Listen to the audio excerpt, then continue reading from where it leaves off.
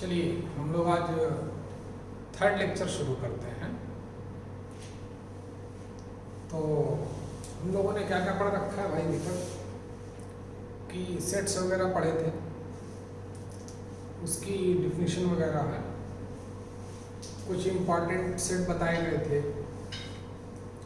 और फिर दूसरे लेक्चर में सेट को रिप्रेजेंट कैसे करते हैं दो तरीके बताए गए थे ना, रोस्टर फॉर्म और सेट बिल्डर फॉर्म। और चलिए और कुछ थोड़ा आगे बढ़ता है और कुछ इम्पॉर्टेंट सेट्स देखते हैं, टर्म्स सीखते हैं, है ना। तो लिखें आप एम्पटी सेट।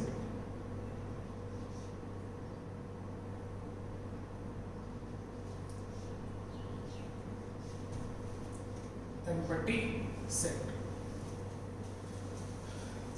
इसी को हम लोग वाइड सेट भी बोल सकते हो, वाइड लिखा है, या फिर इसी को हम लोग नल सेट भी बोल सकते हैं।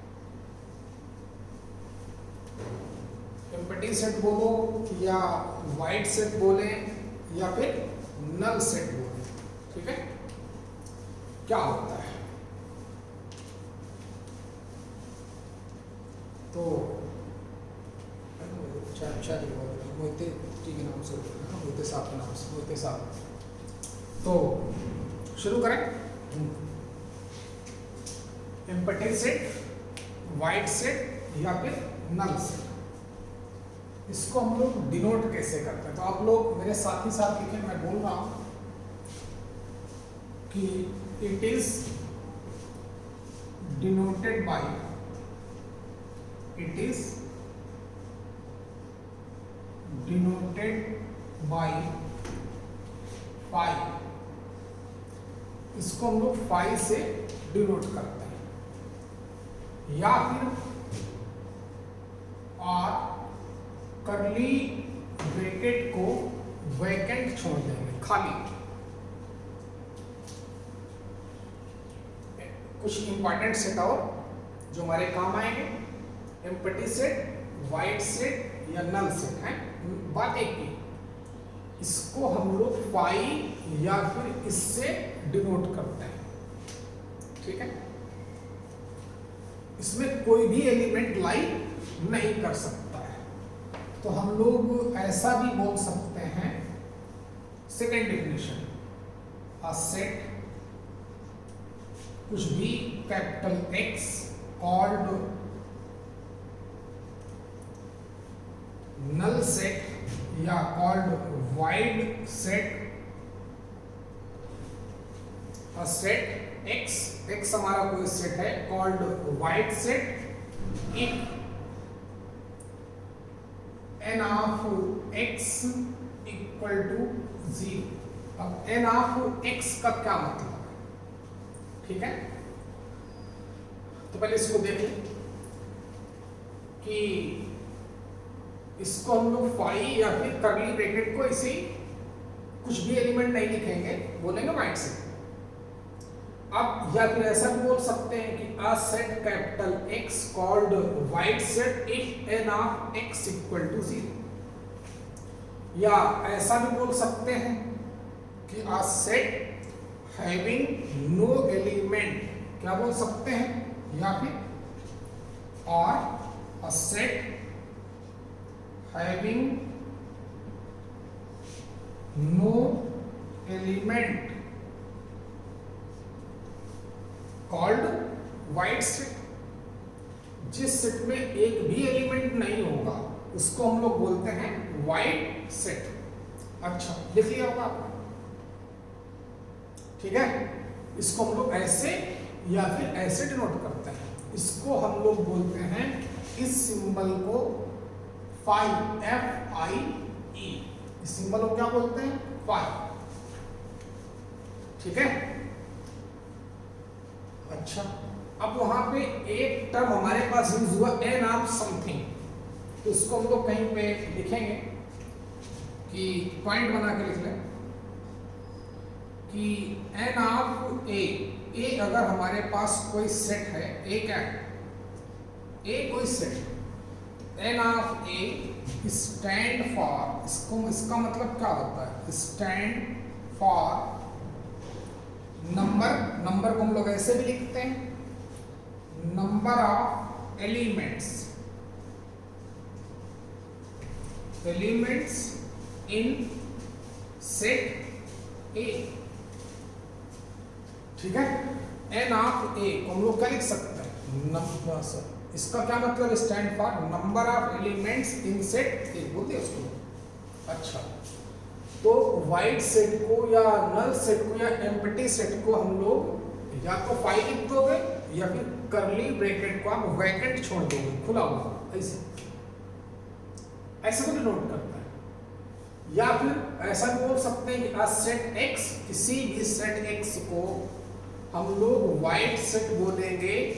एन ऑफ एक्स का मतलब अगर उस सेट में नंबर ऑफ एलिमेंट्स जीरो हो, मतलब एक भी एलिमेंट ना हो।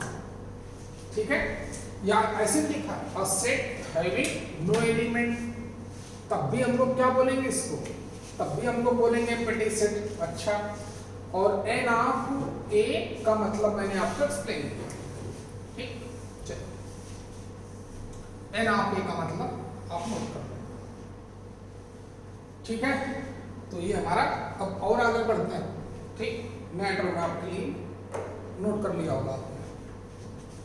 अगला, चलो ये लिख के देता हूं, जैसे बोलता है कि finite set, FINIT, finite set, है ना। फाइनाइट सेट क्या होता है, तो इसके बारे में आप लोग बोल सकते हैं कि a set having countable elements, यानी कि जिसके एलिमेंट हम लोग काउंट कर सकते हैं, काउंट करने लायक हो। तो लिखें आप यहाँ पर फाइनाइट सेट, हेडिंग डालें और लिखें अ सेट, लिखे बोलता हूं मैं, है अ सेट हैविंग काउंटेबल एलिमेंट्स, अ सेट हैविंग काउंटेबल एलिमेंट्स, जिसके एलिमेंट हम लोग काउंट कर सकते हैं। ठीक है, तो लिख लिया होगा आपने। फाइनाइट सेट क्या है, अ सेट हैविंग काउंटेबल एलिमेंट्स। ठीक, जैसे एग्जाम्पल आपको मैं बताता हूं, जैसे हमारे पास एक सेट है ए, एग्जाम्पल देखो, एक सेट क्या है ए, उसके एलिमेंट हमने लिए 1, 2, 3, 4, 5, 6। अब इस सेट में कितने एलिमेंट्स हैं तो हम काउंट करके बता सकते हैं, 1, 2, 3, 4, 5, 6, इसमें 6 एलिमेंट्स। तो सेट ए जो हमारा दिया गया है यहाँ पर, एक किस टाइप का सेट है, ये एक तरह का फाइनाइट सेट है, ऐसा है फाइनाइट सेट। अच्छा, अब ये हमारा फाइनाइट सेट है, और आगे बढ़ते हैं धीरे धीरे और एग्जांपल देखें। जैसे हमारे पास एक सेट गिवन है बी, चेक करना है कि फाइनाइट है कि नहीं। तो सेट बी जो गिवन है, मान लेते हैं गिवन है x सच दैट या x स्क्वायर है ना, एक वेरिएबल यूज किया, x square such that x is an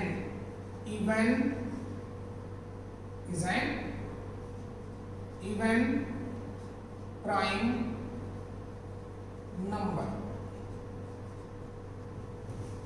ठीक, इस सेट को हमें रोस्टर फॉर्म में given, sorry set builder form में एक वेरिएबल यूज किया गया, और कहां से आएगा वो कंडीशन बताइए।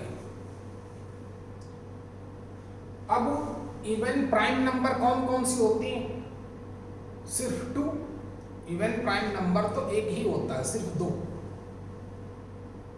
जानते होंगे आप। ठीक है, 3 भी प्राइम नंबर है, लेकिन क्या इवन है वो, नहीं है। 5 भी प्राइम नंबर है, क्या इवन है, बिल्कुल नहीं। तो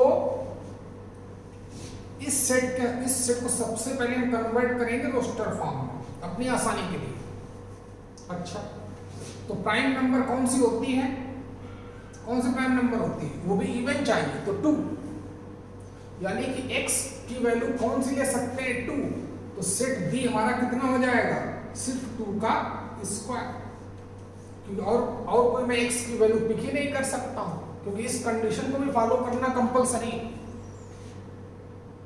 ओके, तो यानी कि जो सेट बी है वो क्या है, उसमें एक एलिमेंट है, कितने एलिमेंट, एक, तो फाइनाइट हुआ, फाइनाइट सेट है कि नहीं, yes, B is also a finite set, क्यों, क्योंकि इसके नंबर ऑफ एलिमेंट 1 है और 1 को हम लोग काउंटिंग में यूज करते हैं। क्लियर हो गया, चलिए। तो ऐसे भी क्वेश्चन होंगे, कई सारे सेट हमें गिवन होंगे, बोलेगा कि कौन सा सेट हमारा फाइनाइट है, कौन सा सेट फाइनाइट नहीं है। एक और टर्म, एक टर्म यूज करता है इनफाइनाइट सेट,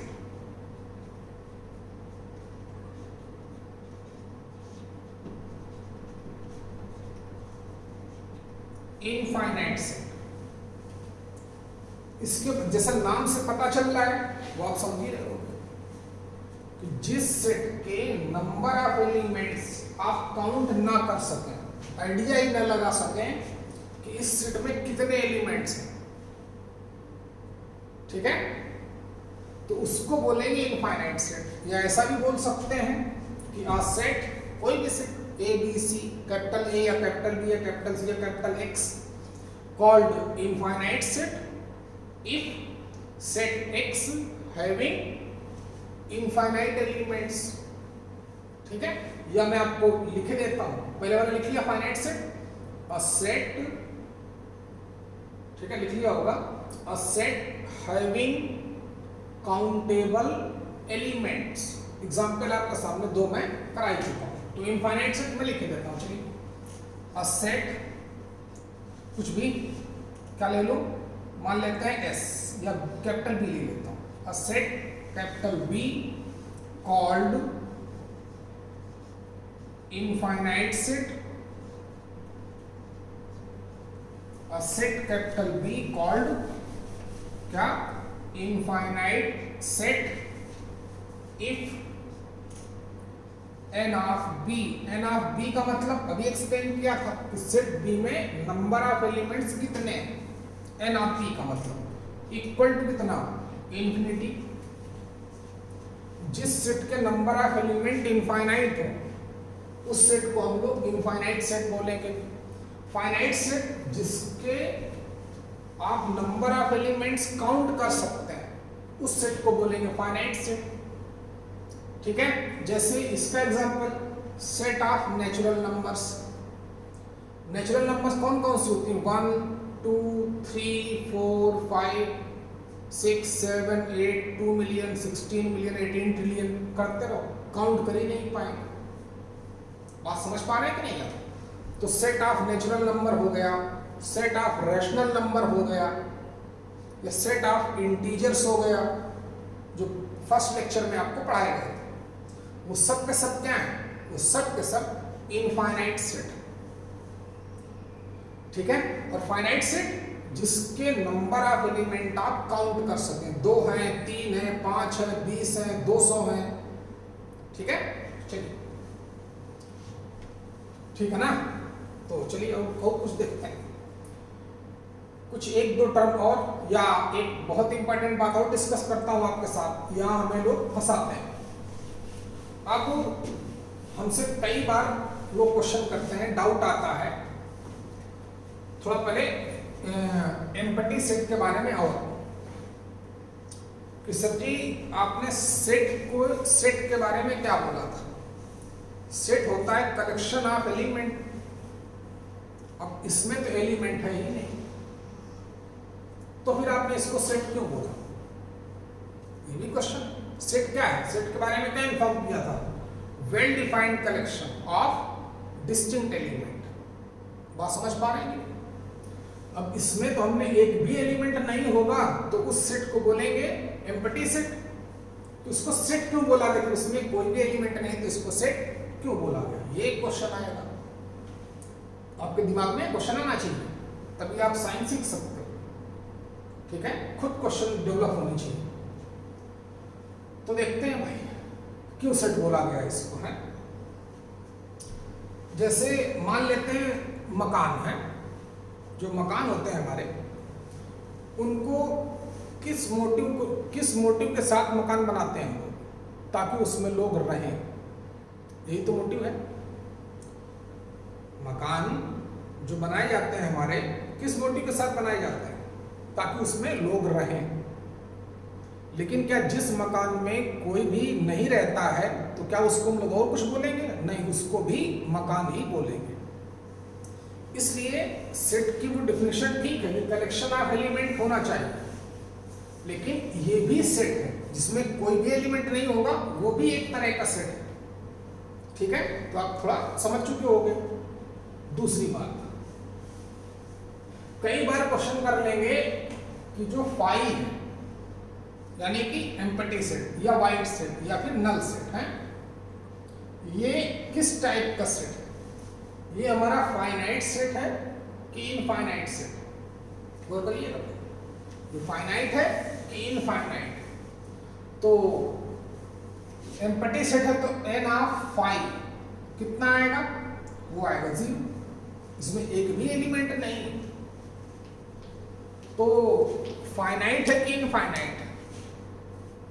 तो मैंने बोला था कि फाइनाइट सेट वही होगा जिसके एलिमेंट हम लोग काउंट कर सकें। क्या हम लोग 0 को काउंटिंग में यूज करते हैं? बिल्कुल यूज करते हैं। जैसे बोला गया कि आपके पास कितने रुपए पड़े हैं, कुछ लोग बोलते हैं 1 भी नहीं, 0 पैसे पड़े। ठीक है, आपके मोबाइल का बैलेंस कितना है, लोग बोलते हैं 0 बैलेंस चल रहा है इसमें। तो मतलब 0 को हम लोग काउंटिंग में यूज करते हैं। तो जो एम्प्टी सेट है हमारा, किस टाइप का सेट होना चाहिए? फाइनाइट कि इनफाइनाइट? वो एक फाइनाइट सेट होगा। क्यों फाइनाइट होगा?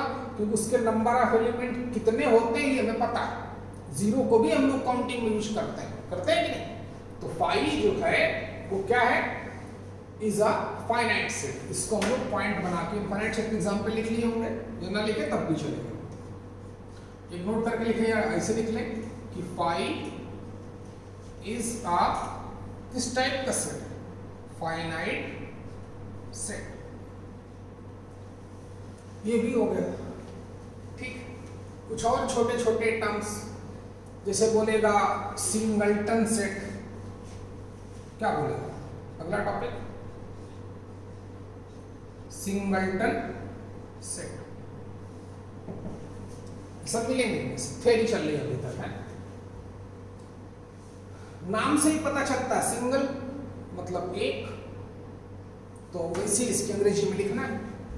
जिस सेट में एक एलिमेंट होगा, सिंगल एलिमेंट होगा, उसको बोलेंगे singleton set.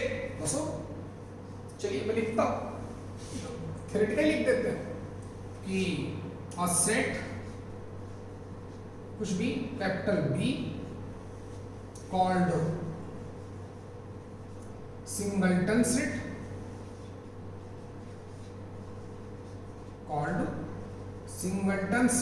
if n of B equal to कितना? 1 हो गया। जिस सेट में एक एलिमेंट होगा उसको क्या बोलेंगे? Singleton set. जिस सेट में एक भी एलिमेंट नहीं होगा उसको क्या बोलेंगे? उसको बोलेंगे एम्प्टी सेट। जिस सेट के एलिमेंट हम लोग काउंट कर सकते हैं, जिस सेट के एलिमेंट हम लोग काउंट कर सकते हैं उसको क्या बोलेंगे? Finite set. जिस सेट के एलिमेंट हम लोग काउंट नहीं कर सकते हैं, या जिस सेट में नंबर ऑफ एलिमेंट्स अनडिफाइंड हो, इनफाइनाइट हो, तो उसको क्या बोलेंगे? उसको बोलते हैं इनफाइनाइट सेट। ठीक है, तो और फाई क्या है? जो एम्प्टी सेट है वो क्या है? एक तरह का फाइनाइट सेट। समझ गए? चलिए और आगे बढ़ते हैं धीरे धीरे। तो मैं इतना ठीक है, पढ़ लिया इतना, हटाओ।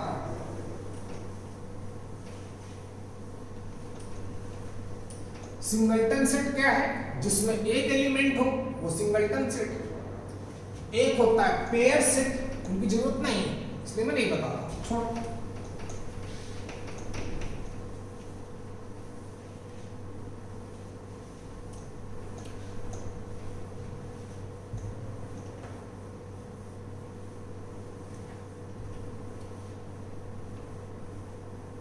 और थोड़ा आगे बढ़ते हैं भाई, हैं और थोड़ा सिखाता हूं। यूनियन, इंटरसेक्शन में भी आपने पढ़ा हो कि नहीं पढ़ा है? नहीं पढ़ा तो पढ़ाता हूं भाई। चलिए शुरू करते हैं, यहां से शुरू करता हूं। यूनियन ऑफ सेट्स,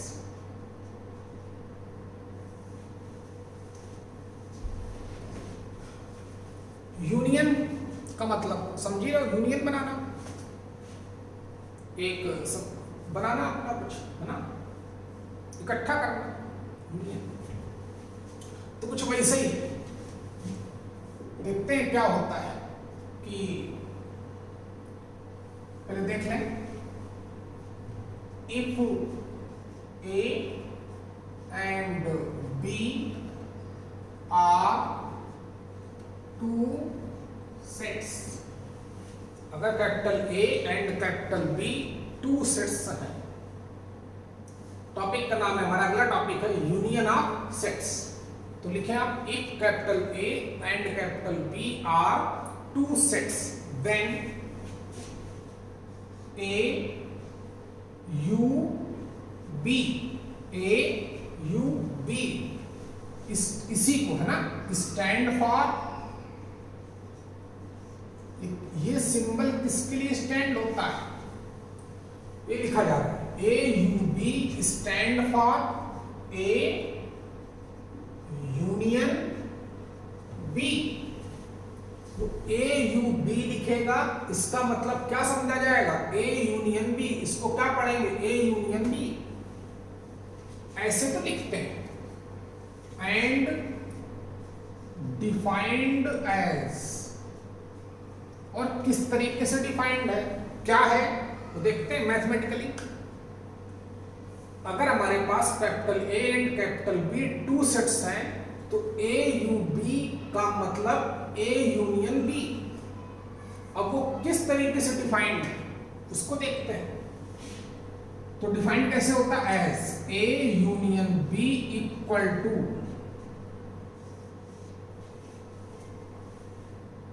ठीक है, वो भी सेट ही है। अब इस ए यूनियन बी को मैं सेट बिल्डर फॉर्म में लिखूंगा।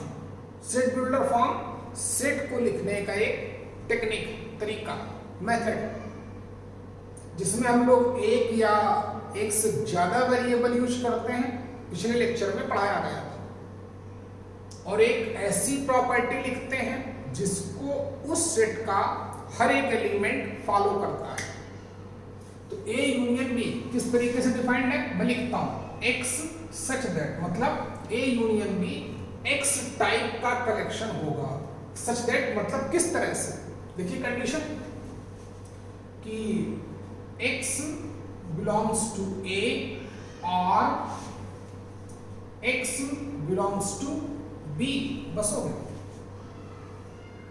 अब इसको समझे क्या मैथ लिखी गई, ये पूरा मैथमेटिकल अब शुरू हो रहा धीरे धीरे, अभी तक थ्योरी चल रही थी। ए यूनियन बी एक्स का कलेक्शन। अब एक्स कहां से आएगा, एक्स ए में लाई करे या फिर एक्स बी में लाई करे, चाहे ए में लाई करे चाहे बी में लाई करे, चाहे दोनों में लाई करे। और का मतलब समझते, आपको ऑप्शन दिया जाएगा चाहे ए में हो या बी में हो। तो ऐसे लिख लिया होगा आपने, एग्जाम्पल दूंगा पूरा समझ में आ जाएगा, है? चलो बता ही देता हूं, एग्जाम्पल करके बता देता हूं। देखिए जैसे हमारे पास एक सेट ए, एग्जाम्पल बाद में लिखेंगे जब मैं बोलूं, अभी आपसे वहां तक लिखें उधर देखें। अगर एक सेट है हमारे पास ए comma B comma C comma 2 comma 4 comma 6, और दूसरा सेट है हमारे पास बी, उसके एलिमेंट है A comma C comma 1 comma 2 comma 3। अब हमसे बोलता है कि आप A union B find out करें। बोलेगा given set A equal to this, set B equal to this, find out A union B. ऐसे क्वेश्चन आपको मिलेंगे, चाहे कोई भी बोर्ड की बुक हो, ठीक है। और मैं आपको क्वेश्चन भी देने वाला हूं, है ना। नहीं दे पाया था मैं, क्योंकि कुछ पढ़ाया नहीं तो कहां से क्वेश्चन दिए। अब पढ़ाना शुरू कर रहा हूं मैं। देखिए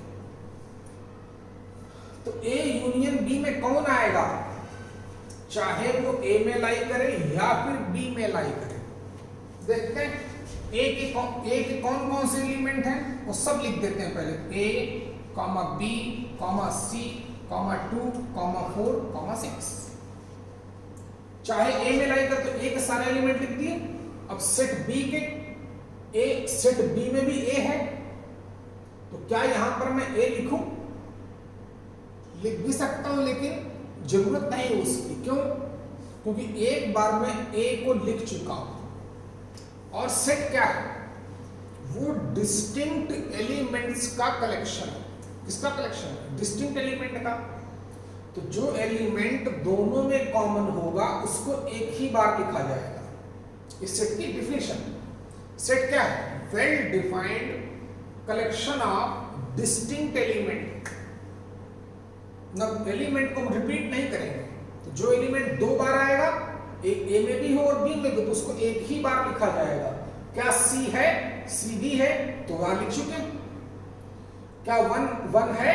वन नहीं लिखा हमने, तो वन को लिखना पड़ेगा। टू है नहीं लिखेंगे क्योंकि एक बार लिख चुका हूं। टू लिखा हुआ है।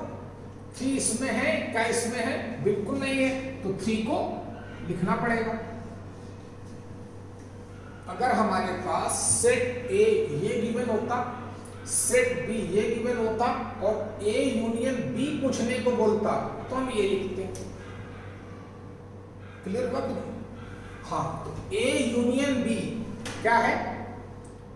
उसका कलेक्शन है, उन एलिमेंट्स का कलेक्शन है, चाहे एलिमेंट सेट ए में लाई करें या फिर सेट बी में लाई करें। चलो मैं इसकी थोड़ा थ्योरेटिकल भी लिखा देता हूं, ठीक है। तो आप इसके नीचे एरो बना के लिख लो। Collection of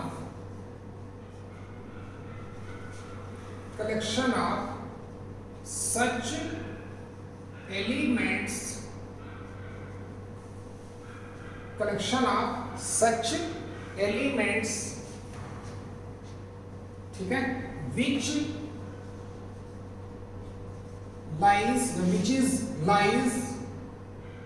which lies at least one out of A and B या A और B।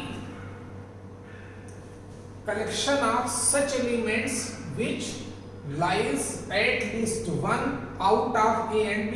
at least का मतलब समझते? चाहे A में हो, चाहे B में हो, चाहे दोनों में हो। बात समझ पा रहे हैं? एटलीस्ट का मतलब चाहे ए में हो, चाहे बी में हो, चाहे दोनों में हो। यानी कि मोटा मोटा समझिए आप आसान लैंग्वेज में कि सारे ए के भी एलिमेंट लिखने हैं, सारे बी के भी एलिमेंट लिखने हैं, लेकिन जो एलिमेंट्स रिपीट होंगे, मतलब जो ए में भी होगा और बी में भी होगा, उसको हम लोग एक ही बार लिखेंगे। क्योंकि सेट की बेसिक डेफिनेशन क्या बोलती है? कलेक्शन होना चाहिए वेल डिफाइंड और एलिमेंट्स का रिपीटिशन नहीं होना चाहिए, एलिमेंट रिपीट नहीं होना चाहिए। तो ए यूनियन बी इस तरीके से डिफाइंड होता है, जिसको हमने सेट बिल्डर फॉर्म में दिखाया है। ठीक है, चलिए अब आई, ये रहा एग्जाम्पल। आप इसको नोट करें पहले, फिर ये एग्जाम्पल भी नोट करें। दूसरा पॉइंट तब तक नोट करें, मैं आपको 1 मिनट देता हूं, आराम से नोट करें।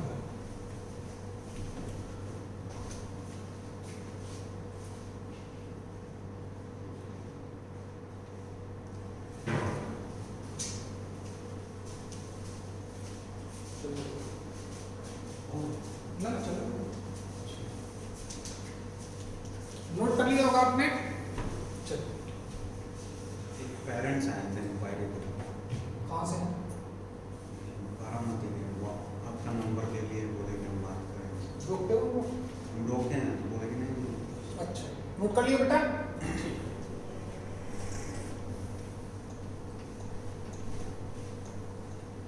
अब दूसरा देखते हैं, intersection of sets.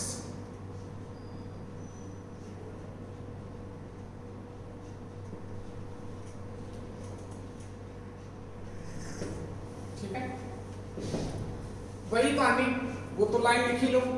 If capital A and capital B are two sets, ठीक, मैं लिख देता हूं। अच्छा, यहां से लिखता हूं, if A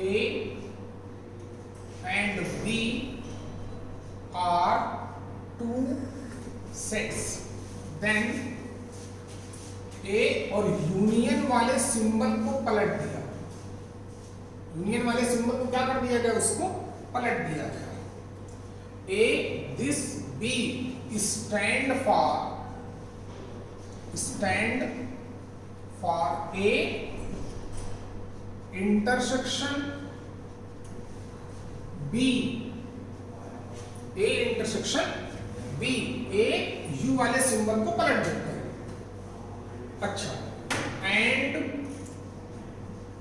defined as intersection of sets किस तरीके से डिफाइंड होता है उसको हम लोग देखते हैं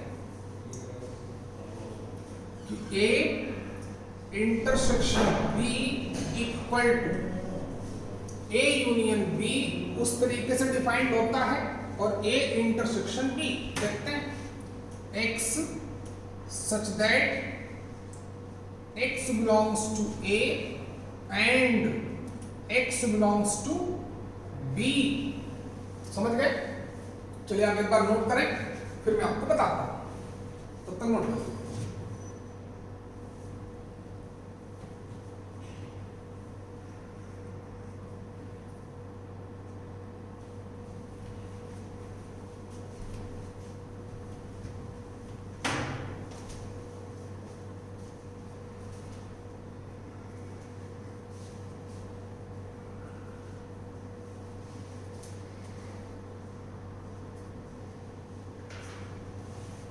देखते हैं,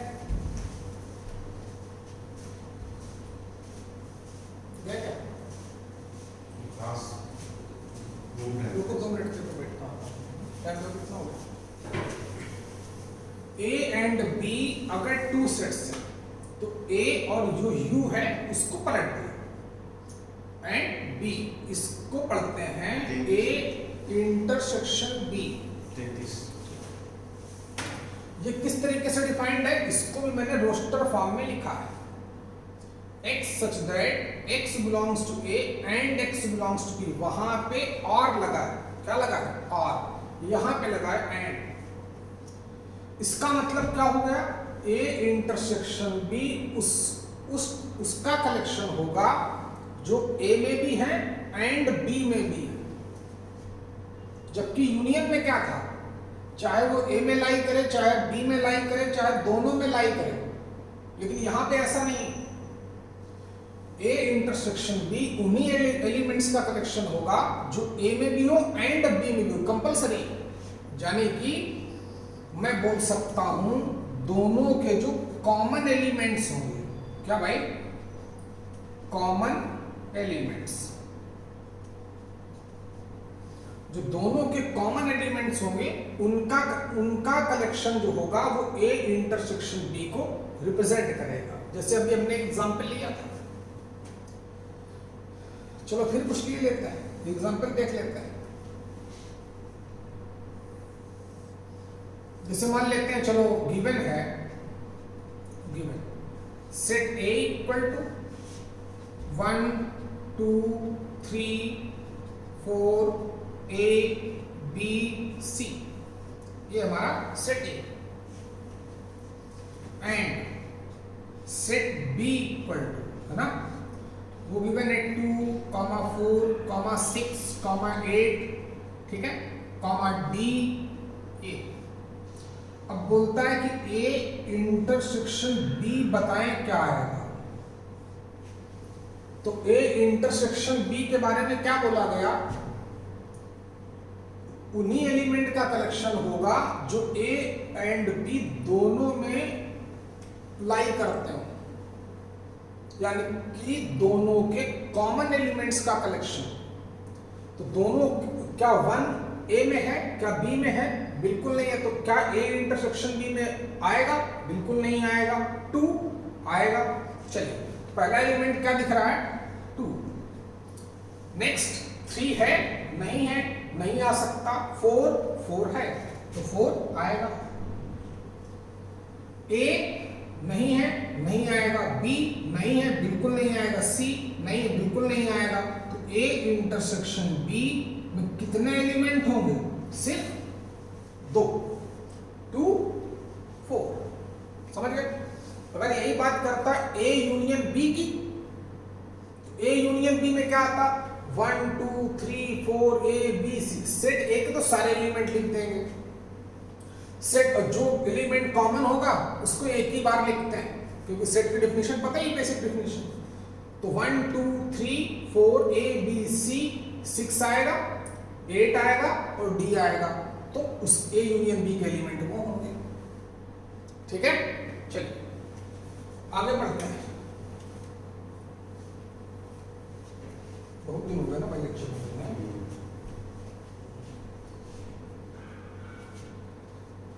नोट कर लिया आपने, चलिए उसको हटाता हूं।